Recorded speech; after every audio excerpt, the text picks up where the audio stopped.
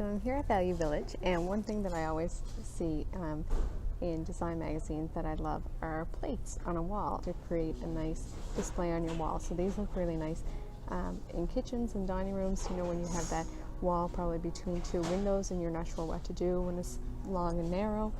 A great idea would be to get some decorative plates and put them together.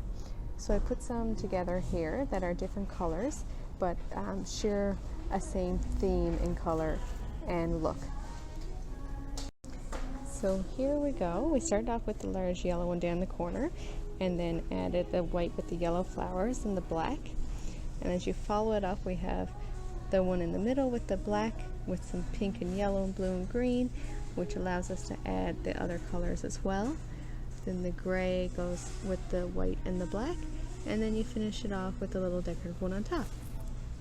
So if I can step back and show it to you all in one frame, it starts off wide at the bottom and goes narrower right to the top where you have your littlest piece. And so it creates this nice wave or flow up the wall, like the plates are climbing up the wall.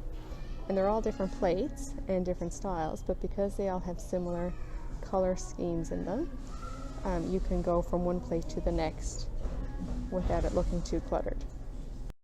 Alright, so just by switching out some plates, we now have a completely different look.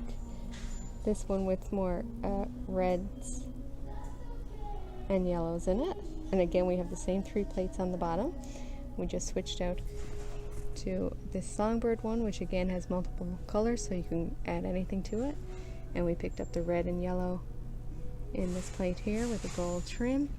Then this fun little sailboat, and then the red cardinal picture, and again our 2 little dishes on top.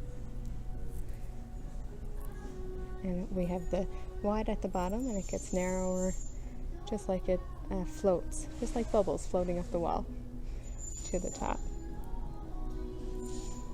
If you really enjoyed the video and watching, like, comment, share.